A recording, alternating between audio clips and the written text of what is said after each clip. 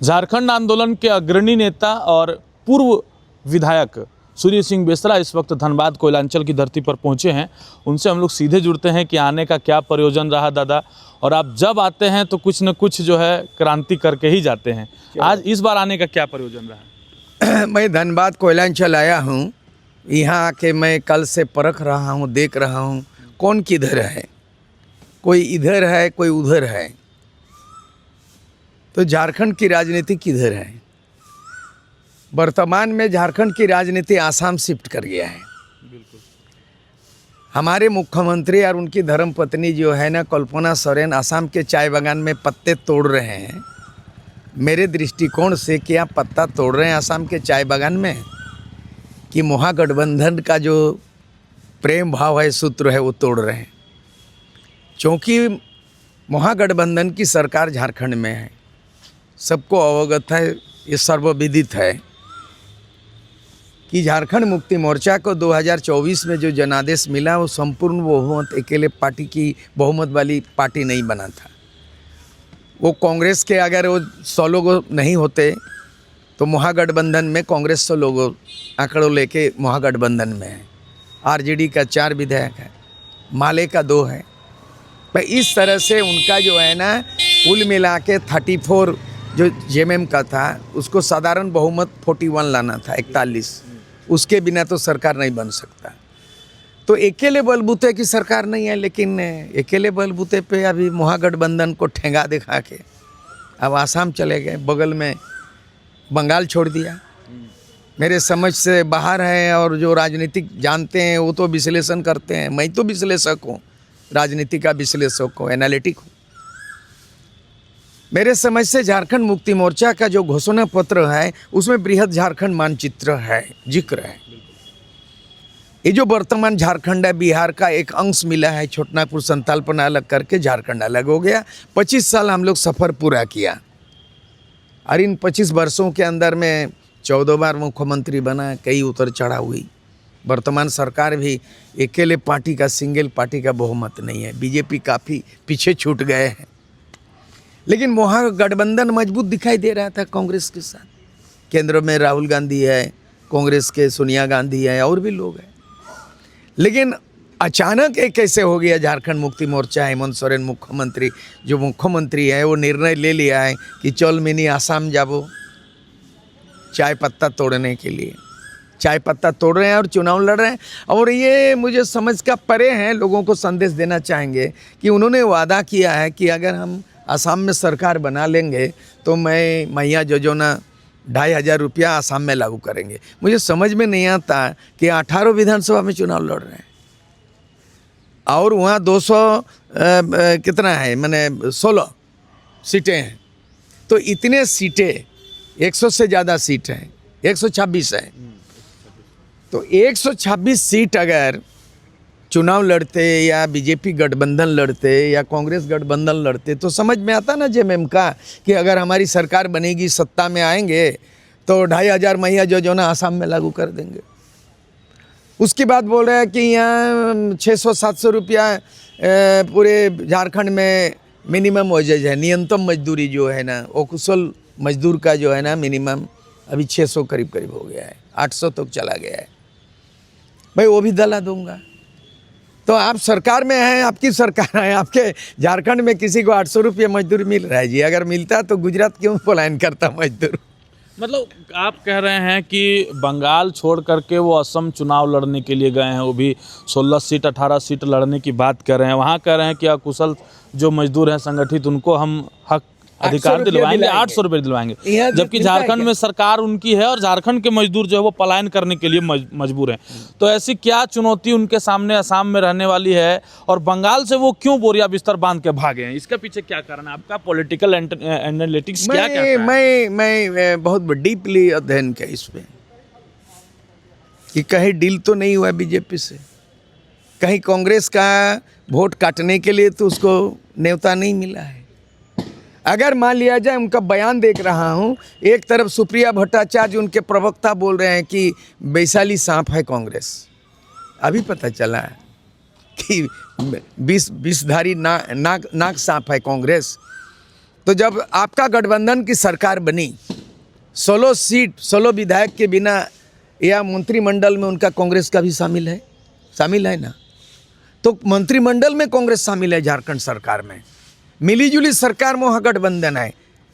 क्या ऐसे हो गया, मोहब्बत टूट गई, महागठबंधन टूट गए कि मोहब्बत टूट गया? आपको किससे मोहब्बत हो गया? चाय बागान में? चाय बागान के मजदूरों की दुर्दशा अब सहा नहीं जा रहा है, लेकिन आपके यहाँ पे मजदूर पलायन करने में मजबूर। आपके झारखंड के मजदूर पलायन के लिए मजबूर। तो आप जो है वहाँ जाने का रहस्य क्या है? मैं तो तरासा हूँ। झारखंड सरकार जो है, हेमंत सोरेन जो हैं वो ग्लोबल लीडर बनने वाले हैं, पूरे भारत में अपनी पार्टी का विस्तार करने वाले हैं, राष्ट्रीय नेता बनने वाले हैं। इस बात से विपक्ष को जलन तो नहीं ना हो रहा है? नहीं, जलन नहीं है, जलन नहीं है। इस तरह के धोखाबाज, ये जलन नहीं है। अगर मैया सम्मान योजना असम के महिलाओं को मिलेगा तो क्या दिक्कत है इसमें? 18 को सीट के सरकार बना लेगा बीजेपी के साथ गठबंधन। 18 कांग्रेस के खिलाफ तो लड़ रहा है। वहाँ तो 2 पार्टी है, नेशनल पार्टी, सत्तारूढ़ बीजेपी है जो हेमंता बिस्व शर्मा जी का पार्टी है, अभी मुख्यमंत्री है, ठीक है, सत्तारूढ़ पार्टी है। दूसरा है उसका विपक्ष में कांग्रेस लड़ रहा है। तो आप कांग्रेस के खिलाफ भी हैं और बीजेपी के खिलाफ भी हैं, ये तो मैं जान गया वो किसका खिलाफ आप हैं। आप महागठबंधन में रिश्ता में दरार लाने जा रहे हैं, आप तोड़ने वाले हैं, और उसके बाद अंदर में कोई डील जरूर हुआ होगा। नहीं तो अगर आपको राष्ट्रीय पार्टी बनना था, मुझे मालूम है कि आप अभी स्टेट पार्टी रिकॉग्नाइज मिला है, झारखंड में स्टेट पार्टी का दर्जा झारखंड मुक्ति मोर्चा को मिला है, ठीक है। लेकिन अगर राष्ट्रीय पार्टी होना होगा तो मैं तो चुनाव लड़ा हूँ, मैं तो नियम जानता हूँ, कानून जानता हूँ। सूर सिंह बेसरा तो राजनीतिक विशेषज्ञ है, संविधान के विशेषज्ञ भी है, राजनीतिज्ञ भी है। अगर नियम ये है किसी भी स्टेट पार्टी को अगर 3 राज्यों में उनको सीटें मिलती हैं, विधानसभा सीटें में 3 राज्यों में, तो वो राष्ट्रीय पार्टी का दर्जा उसको मिल सकता है। तो आप जो है केवल आसाम में चुनाव और बंगाल में भी तो चुनाव हो रहा है, केरल बहुत दूर है, चलो केरल आपसे लेना देना नहीं, लेकिन जो बंगाल है 3 जिला तो आपका मानचित्र बृहद झारखंड के अंतर में आता है। आपकी मैनिफेस्टो में आए भाई कि बृहद झारखंड अभी भी मांग नहीं छोड़े हैं आप। तो आप यहाँ पे लंघते हुए, डिंगते हुए, उछल कूद करते हुए बंगाल के खाड़ी पार करके बंगाल की खाड़ी लगा बॉर्डर में आप चले गए। तो इसके रहस्य मैं खोल नहीं रहा हूँ, पर्दाफाश करूंगा।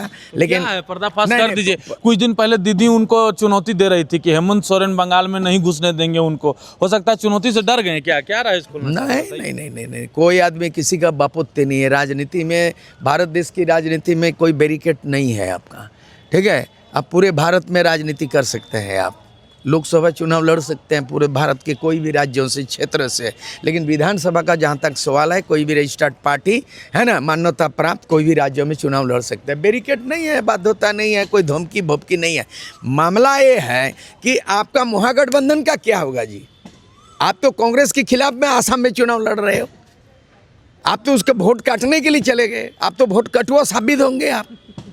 तो क्या लगता है बीजेपी से कहीं ना कहीं डील हुआ है क्या? हम लोग तो डील हो गया है, और कहाँ डील हो गया है, गठबंधन डील हो गया है, बीजेपी से डील हो गया है, हमको लगता डील हो गया है कह रहे हैं असम चुनाव को लेकर। अच्छा, जाते जाते एक तो जो है वो धमाका कर ही दीजिए। धमाका ये है, असम चुनाव अब नज़दीक आ गया है, अब जो है मतदान की तिथि भी सामने आ रही है। हेमंत सोरेन कितना सीट पर बाजी मारेंगे, क्या लगता है? आपका एनालिटिक्स क्या कहता है? कितना में जीतेंगे? मान लीजिए 10 को जीते, मान लो, तो 10 को जीतने के बाद सवाल उठता है कि सरकार 2 नेशनल पार्टी है, कांग्रेस एक है, बीजेपी एक तरफ है, तो उनको करना है। मेरे निर्देश पे तो गठबंधन नहीं करेंगे, है ना। किसके साथ जाएंगे? क्या बीजेपी के साथ हाथ मिलाएंगे? अगर बीजेपी के साथ हाथ मिलाएंगे और कांग्रेस को परास्त करने के बाद, कि कांग्रेस से हाथ धोना पड़ेगा, कांग्रेस का हाथ छापा है, दामन थमा है कांग्रेस का, पंजाब को छोड़ देगा, पंजाब को छोड़ देगा ना, पंजाब मैंने हाथ छाप, मैंने कांग्रेस का दामन छोड़ देंगे, भाजपा का दामन तोड़ देंगे, जोड़ देंगे, इसको छोड़ देंगे, उसको उसके साथ जोड़ देंगे।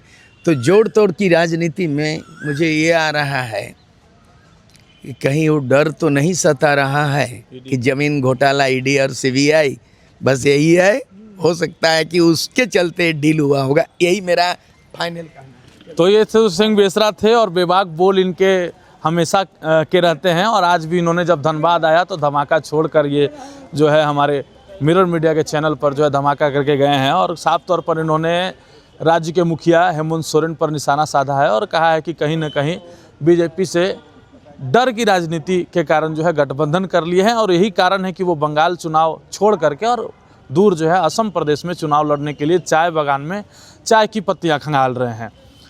अच्छा ठीक है, राजनीतिक महकमे में इस तरह की चीज़ें चलती रहती है, लेकिन अब देखना यह है कि जब असम में चुनाव होता है तो जितनी सीटों पर राज्य के मुखिया हेमंत सोरेन वहाँ चुनाव लड़ रहे हैं, उनमें से कितने सीटों पर उनकी जीत होती है, और सूर्य सिंह बेसरा जो चीज़ें कहना चाह रहे हैं वो कहाँ तक सही निकलता है, यह भी देखना लाजमी होगा। लेकिन फिलहाल आज के खबर में इतना ही, और फिर मिलते हैं किसी अन्य अपडेट्स के साथ।